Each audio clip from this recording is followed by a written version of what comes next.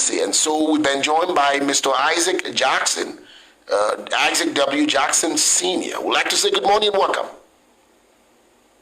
Yeah, good morning, Kelvin. And let me say good morning absolutely to our citizens, foreign residents, and friends of Liberia following the broadcast. It's a pleasure having me, sir. Thank you so very kindly. I think this is your first post-election conversation, am I correct?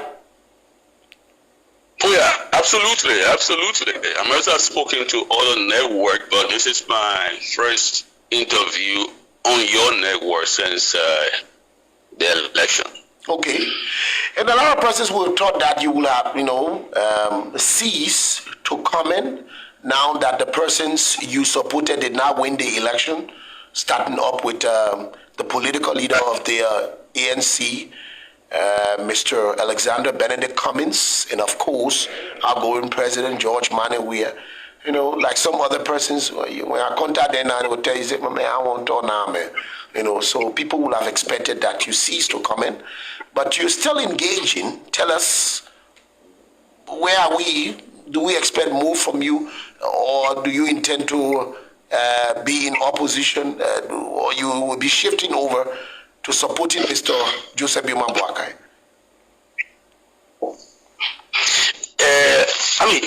The simple answer to the question is that, firstly, like I indicated in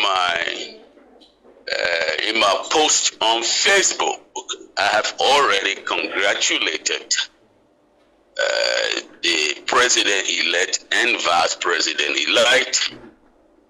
I've reminded them that due to the narrowness of the election result, it is only but proper that the president-elect and the vice president remains magnanimous in order to build, consolidate, and promote peace and development in our country. And so I will not stop engaging with the government and the people of Liberia. In my congratulatory message, I also recognize the gracious acceptance and the promise or the pledge for a peaceful transfer of power on the part of President George Manneh Weah. It is not an easy thing. Even in the epitome of democracy, the United States, the most powerful country under the heaven, the president, former President Trump, is still kicking and denying, claiming that he cheated to the extent that he even took talks to the cradle of American democracy. So it is not an easy thing. And when somebody does this, Liberia and the rest of the world must recognize the dignity that comes with defeat. You know, when I was in law school, I was taught that you should be magnanimous in victory and remain dignified in defeat. That's why when I go to court, and I was taught this at Birkbeck, the University of London, one of the prestigious law schools in England. That's why when I go to court, the judge announces judgment against me. I don't get angry and break table and break desks in the judge's chamber or in the court. I announce an appeal and promise to make use of the controlling law in my appeal. So we have to acknowledge what former President Weah or what President Weah has done, and we need to remind the incoming authorities to be aware that with this narrowness of victory, it shows that Liberia is divided in the middle. And so wisdom must be brought to bear in the governance of the country. So yes, I will say to you that I will remain engaged with the government. I will remain engaged in the democratic conversation with our people. We want a better Liberia. If you want a better Liberia, then you must keep the feet of the current or the incoming government to the fire. So yes, I will remain engaged. Mr. Jackson, do you regret your action supporting Mr. Weah? And before Mr. Weah was Mr. Cummins, do you? The questions where I regret? No, absolutely not. Absolutely not. Okay, I perfect. do not. Perfect. I will not. Let me say this. I will not apologize for endorsing President Weah during the runoff election. I think the people who are supposed to apologize to Liberian people are the people who engineered the victory of President Weah in 2017.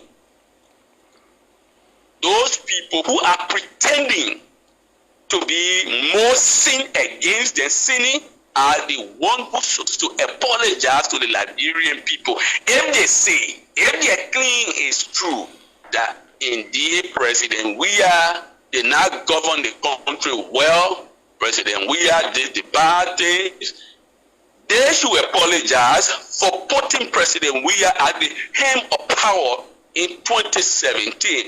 I know some of these people are vigorously washing their hands, like pointing palace of President Weah. They are doing it shamelessly. But if you will be critical and look at those people, you will tell them, look, you saw President Weah for who he was. Yes, still, you orchestrated the defenestration of Joseph Numa Boaka. You are a Unity Party associate in 2017. You said to yourself and to your conscience and to the Liberian people, Mr. Boaka was not fit to be president in 2017. And so you worked along with the CDC in bringing President Weah to power. And so if you brought President Weah to power and things went bad, you cannot exculpate yourself from the excesses of the Weah regime. For me and some of my friends, what we did was to recognize the situation in the country and say, look, it would be better for us to jump on board this vehicle in the hope of managing this vehicle to drive in the proper direction. When we endorsed President Weah during the runoff, we're not saying that everything in Liberia was better. We were saying it was an opportunity to be given to President Weah so he could make amends, so he could improve on some of those things that he did not do. Matter of fact, let me remind the Liberian people that my position, a better mass, is what Liberia needs. The position of reconciliation. The President of the Republic telephoned me 3 different times, asking for my support and basically apologizing for what happened to me in London. As somebody who goes to church, who believes in the good news of what? Jesus Christ, the good gospel of Jesus Christ, I could not have looked and listened to the president reaching out to me out of humanity and say, oh no, Mr. President, the way you call me to reconcile with you, I will not reconcile with you. I will still carry bitterness in my heart. I will fight you to the end. I thought it would be inelegant to do that. That's why, in my best judgment, I reconcile with the president. Some of those people in Liberia, let them look at themselves and look at their consciences and say, if the president were to telephone them and say, look, went wrong in London, I take responsibility for what happened in. Let's move on. Let close that chapter and look forward to a future pregnant with golden possibility by working along with me. Let them be clear in their conscience. They will say no to the president. Anybody who tell you that will not be an honest person, will not be truthful, or if they are truthful, then they are hate-filled. Because if somebody apologizes to you and somebody calls you on and say, look, let's move forward. If you keep hate in your heart, you are hate-filled. And Liberia will not be built upon hatred. Deep-seated hatred will not move our country forward. We should find it in our heart to forgive. That's why, my brother, I am appalled. I am appalled by the failure of intellect and the failure of our empathy on the part of some of the little boys who associated with Joseph Numa Boaka when they start to mock, when they try to make mockery of some of the brothers who associated either with Kumi, subsequently maybe in those we are, or was very passive in the run-up. When they try to make mockery of them, they say, oh, they are not coming around. Oh, they try to dress in here, oh, small. It is, look, Liberia will not move forward if these people who won the victory today, especially with the narrowness of this victory, if they are not magnanimous, if they are looking for things to be unhappy about, the country will not move forward.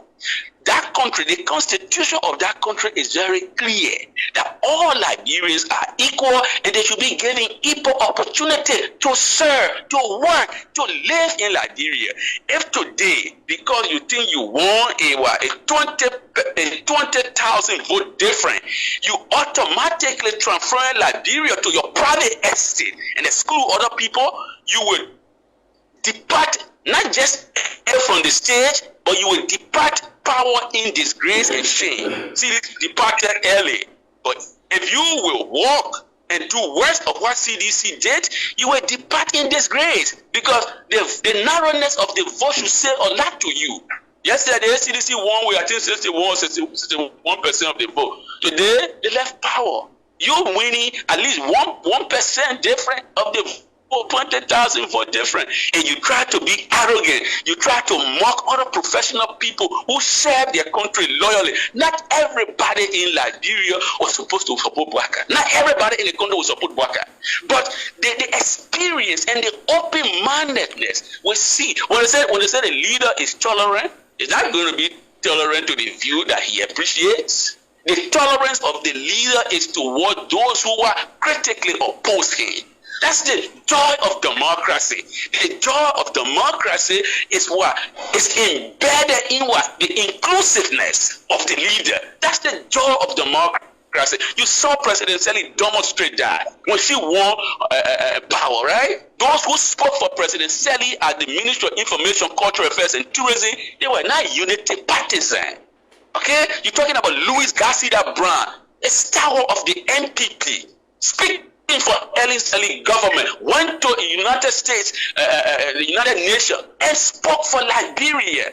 Isaac Jackson, not a unity party person, a foundational member, a founding executive member of what? Liberty Party, spoke for the Sally administration, went to London and represented Liberia. Not Ellen. Your critics who argue Ellie at the United Nations. So when people win and they act as though other people are supposed to be excluded, or supposed to be laughed at, or supposed to be mocked and teased and derated on Facebook, they are setting themselves up for failure. So the Unity Party, Mr. Jackson, the Unity Party who argued that we have not even formed a government aside from the transitional team. And if you look at the composition of the transitional team, you have a mixture of people from outside of the Unity Party. Now what I'm saying to you, I'm saying a caveat to some of the Unity Party people who believe that this is a victory that exclusively belongs to them, and they will go on Facebook and basically sprout bow of ridiculous nonsense. Look at what they did to my friend Julius George Wisner. Do you know Wisner? Wisner was the guy who was appointed by Ellen Johnson Sirleaf to the National Investment Commission and helped Liberia bring what? Investors to the country. Julius Wisner, for some reason, following the runoff, he was passive.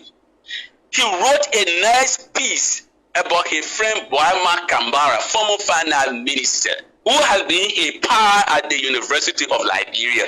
And because he wrote something flowery about Boama Kambara, one of the ranking members of Bwaka's team in person of Patrick Horner, the man who struggled under the CDC because his radio station went to court.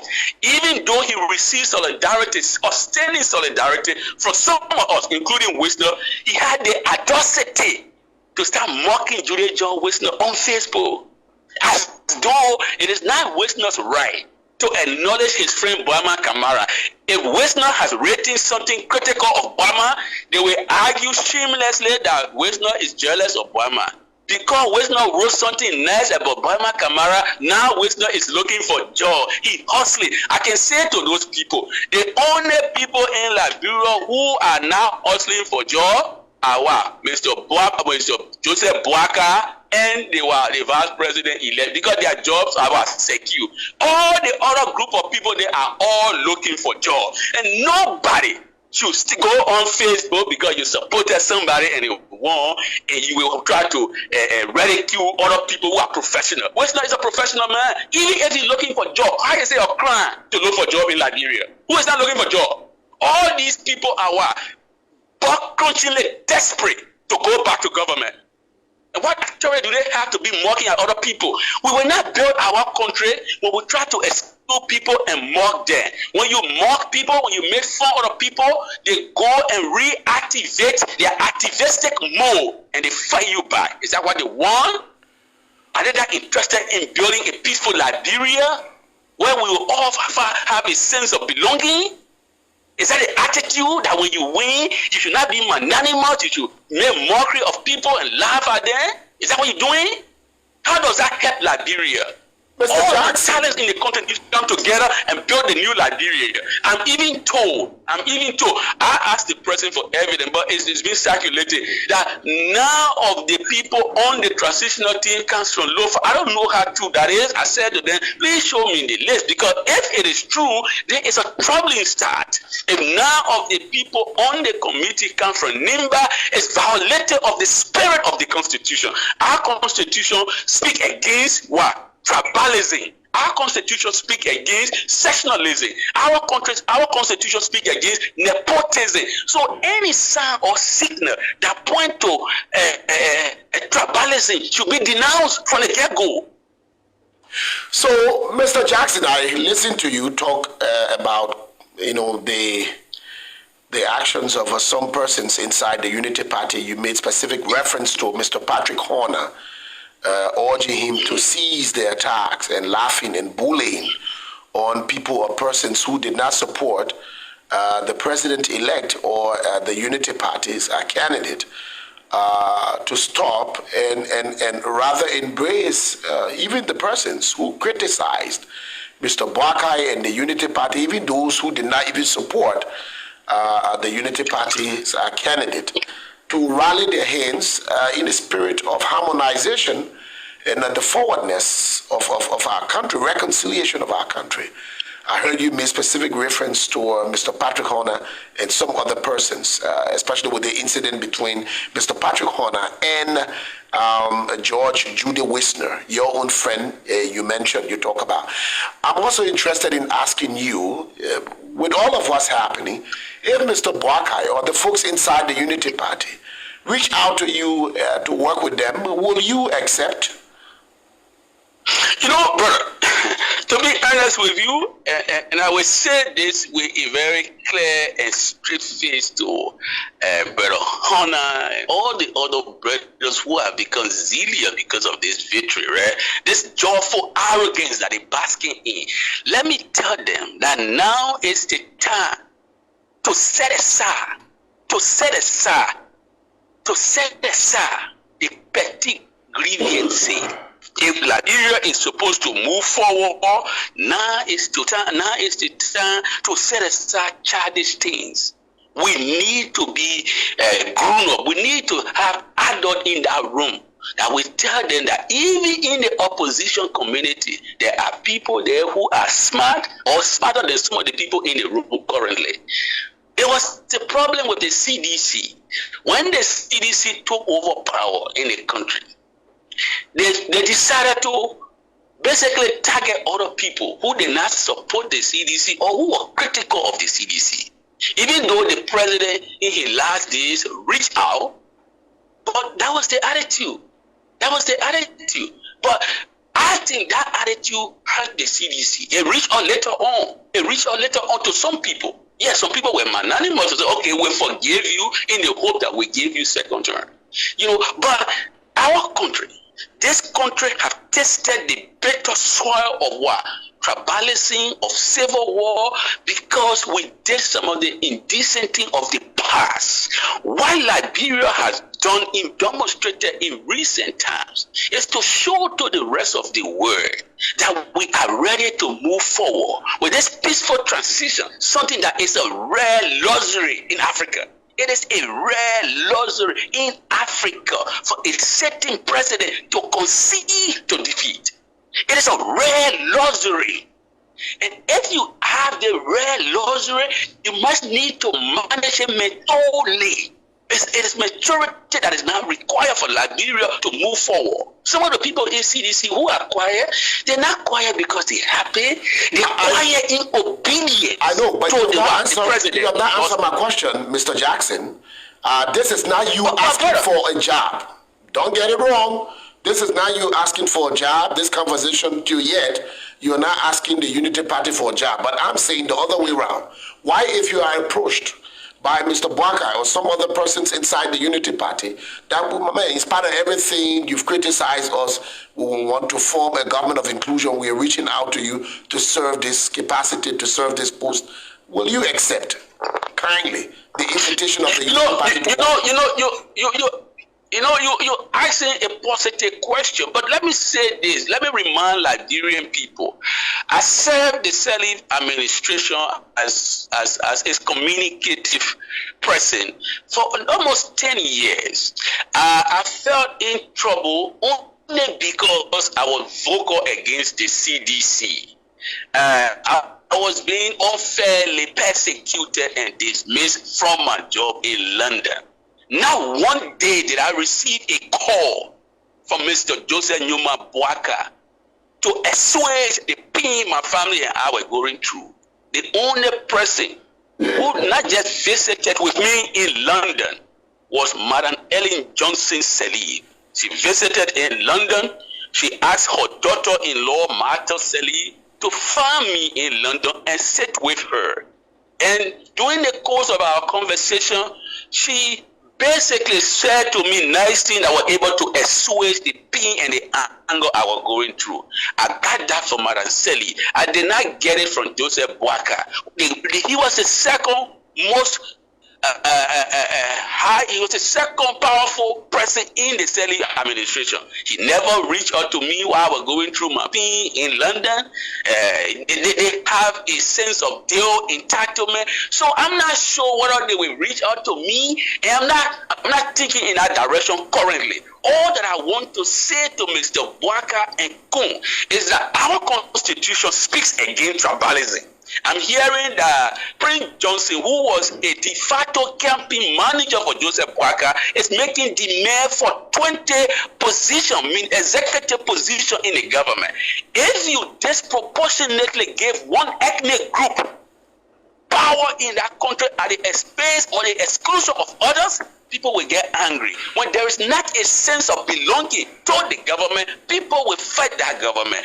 The reason why political inclusion is a concept supported globally is because it brings about the consolidation of democracy. You want to have the opposing view in that room. In fact, Winston Churchill, we are told he was a powerful prime minister because his cabinet was composed of people who opposed him. We are told that Abraham Lincoln was a powerful president and remained a powerful president in the history of American democracy because he brought critical view to his cabinet. So I'm saying to Mr. Bwaka, he may be a president running for one thing. I don't know based on his age and see whether he want to go a second term. But if he wants to have an enduring legacy, he must be open to running an inclusive government. Mr. Jackson, I thought we verified the claim that you're making against the claim you made against Senator Prince Johnson concerning his quest, for power sharing. He's asking for a majority share most of whom are Nimbayans, and his party is interested. I've been joined by the official spokesperson of his party in Kelvin Matadi. Kelvin, we are hearing this news even before former Minister Jackson. Let me. Yeah, it was reported in the front page Africa. Yes, it was in the front page. It was reported in the front page Africa. Right, you're right. So even before you made this claim, front page has reported that Senator Johnson is asking for a majority block inside the current configuration, the Unity Party-led government. I've not heard you say we've not had a conversation about this. Let me just put it that way. You can tell us, what is this news about Senator Johnson asking for a majority share inside the Unity Party government? Well, thank you very much, Kelvin Demey. Thank you for the opportunity always. The fact is, the story is untrue. I've read that story first initially in a front page Africa, carrying the banner headline that Senator Johnson was demanding more.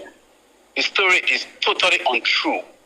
The matter of fact, the godfather of Lima, Senator Johnson, arrived here just 2 or 3 days ago. He saw the story and he called me and said, Kelvin, what are they talking about? What they're talking about?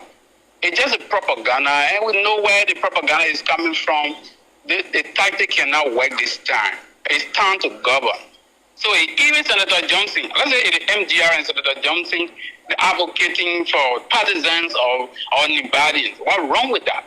But what I can say, there's no former demand from the senator of Nima to say, oh, you got to do X, Y, Z. We're talking about stewardship, national stewardship of the country. Joseph Boakai is the president. There's no way Senator Johnson is not the vice president. Senator Johnson is nobody except he's the senator of Lima.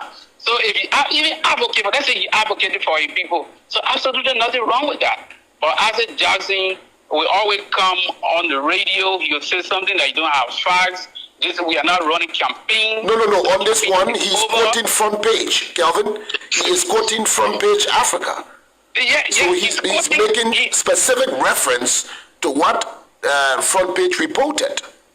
So if you read that story, if you read that story from start to end, you understand that the story is a propaganda. What are the sources? They are quoting sources according to this, according to that. So there's no substantial character in our story to say, yes, this is what happened, or they quoting. Who they quoting in our story?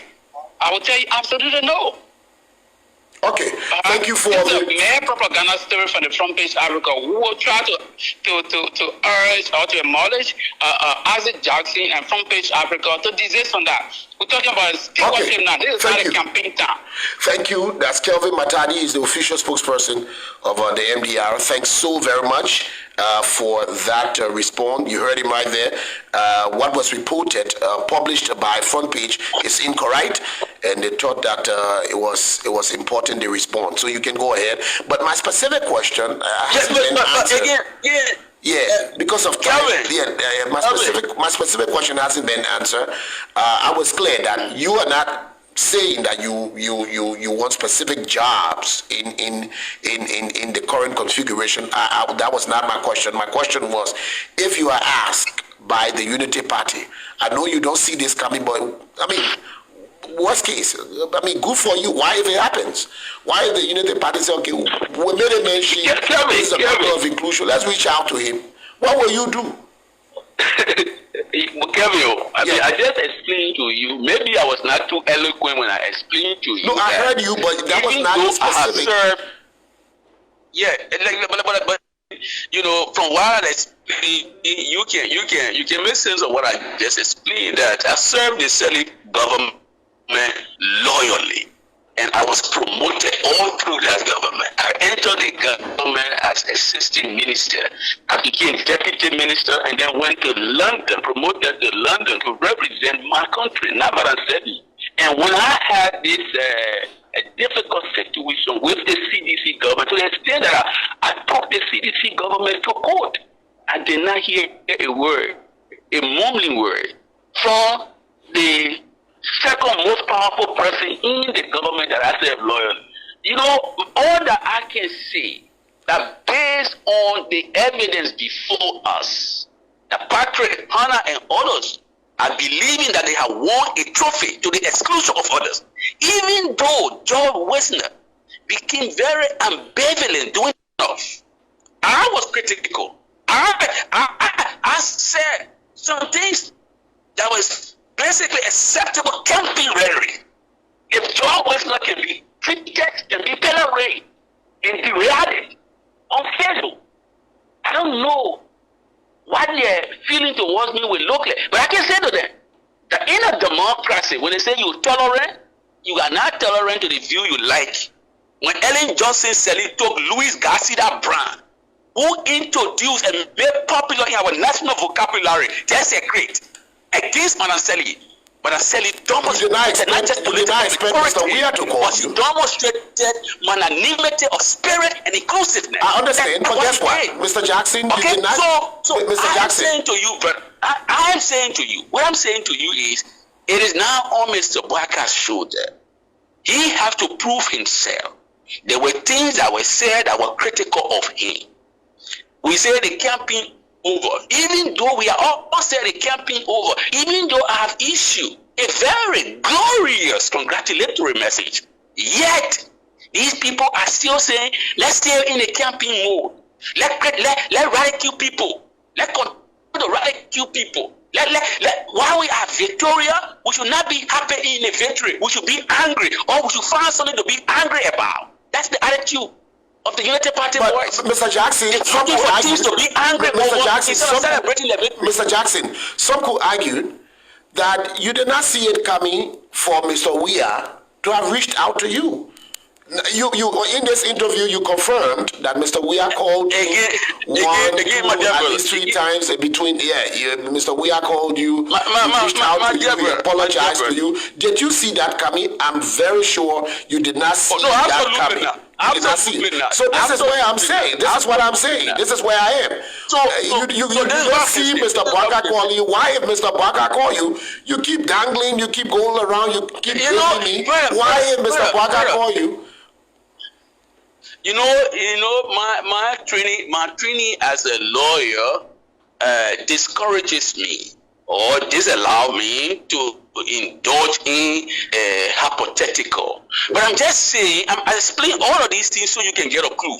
But what is important to say to our people? Liberia is what? It's one glorious land of liberty. And if for any reason you have given a mandate to serve for 6 years, that mandate does not automatically transform Liberia into your private estate. And if you are the one who are victorious, especially looking at the narrowness of the victory, it is only but proper that you be open-minded. It is only but proper that you caution your followers to speak the language of reconciliation and peace. Okay. If you don't do it, and the people closest to you are the one bullying people on Facebook, are the one trying to carry themselves as though they are won a trophy to the exclusion of others, and not even recognizing the graciousness of the defeat from the gracious acceptance of defeat from George Weah. It speaks a lot. It speaks a lot, bro. Okay, finally. We are protesting the election result that Donald Trump did in America. America is a cradle of democracy. It's an epitome of democracy. But the former President Trump said, no, the people cheated me. I will go to court. Even though there are people in the CDC. The CDC spoke, the campaign spokesperson, Eugene Nangbe, is on record for saying the system will rigged against us.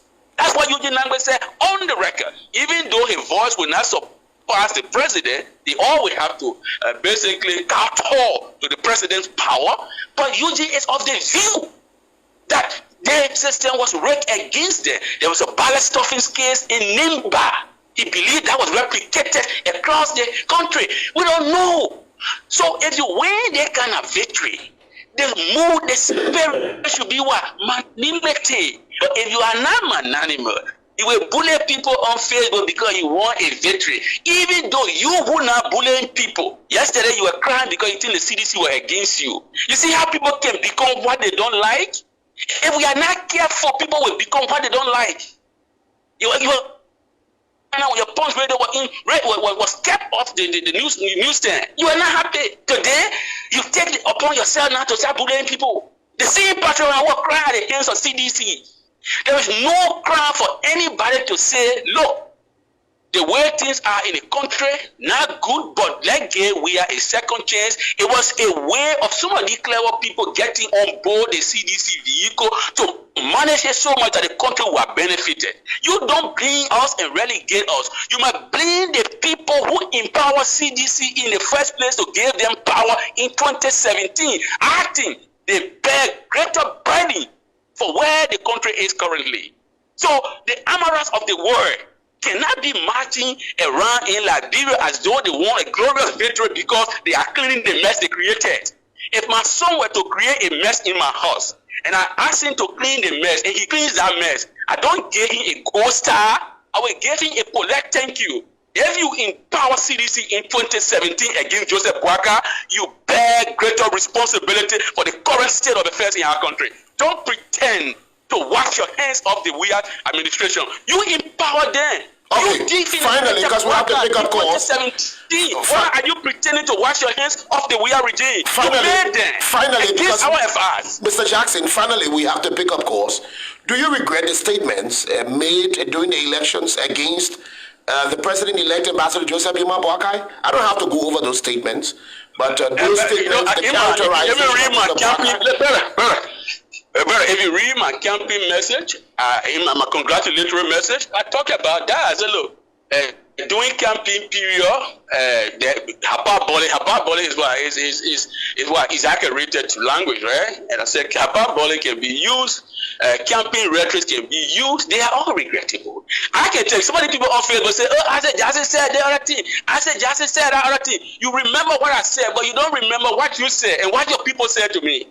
You see how disingenuous that is? They pretend as though it was Asset Jackson, the only person who are expressing critical views of Mr. Boakai. These people, were they not saying mean things about Samuel Tuer? Were they not saying mean things about Jefferson Koji? Were they not saying mean things about President Weah himself? These people who pretended today, now, oh, it was only Asset Jackson who were critical. They were praising Weah. Were they not saying mean and tell me things about George Weah? Did they not say so? So today they make it know that, oh, it was only Asset Jackson who was critical. Oh, yeah, Asset Jackson said that. You remember everything I said, but you don't remember anything you said. The campaigns are over, okay? If the campaigns are over and we're all moving forward, let's move forward, putting the unhappy past behind us. You know, Liberia has emerged from that dark chapter. Okay. That dark chapter of war, civil war. Liberia is today is recognized globally as a bastion of recovery. We should not do anything that will relapse the country into crazy again. Okay. We should be open-minded. One of the reasons why we fought war in our country is because of exclusion. Okay, Mr. Jackson, we have to pick up people excluded the vast majority of the people. They excluded people from the executive governance of the country. So other people say, oh, the way you're doing us, we're not allowing. So we want the war. Tribalism took us to war. Nobody should now pressurize the current president to give disproportionate advantage to one tribal or ethnic group over the others. If the government is now inclusive, like I'm hearing now people on the transitional committee come from Lofa, if that is true, they need to recalibrate because it will not be a good picture. That's what I'm saying this morning. That's what I'm saying this morning. Sure, so people who endorse President Weah, people who endorse President Weah in the runoff, they are not. Yeah. Let me go over the names again. I want to go. Yeah, wait. I gotta. Okay. I want to verify the names. You said 9. I don't know, but this is what I heard. This is what somebody sent to me, right? And I said to the president, can you confirm those I names? need to get this of some of the people. Okay, so this is it. No, the president didn't send it. So I just said to the president. Okay, so let me call it to you. If it is true, Mr. Jackson, let me call it to you. Let me call it to you. I have it right here. No, there are 20 persons, namely Lucini Camara, Luis Poto, Councillor Cooper Crab, Mandela Cooper, Dr. Ure Yapaulo, Samuel Kofi Woods II, Dr. Augustine Kone, Boema Kamara, Reverend Luther Tape, Daba Vapla, Edward Appleton, John Molu Jr., Sam Gay, Mr. Sir Johnny, Noah Zau Gibson, Sarah Beslow Yanti, Amora Corney, Bemi Horace Colley, Wilmot Pay, and Jacob Smith. Yeah, I mean, we will have to take our time and maybe scrutinize the team members and know their country of origin. But I just send it to you so you can verify. Yeah, so if you were to dissect the needs, I know there are people who will argue quickly that, oh, they're calling in one country, the other person in the other place, and that other person in that other place.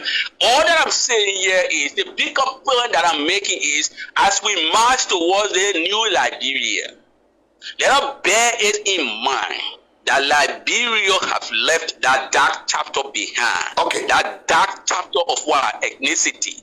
That dark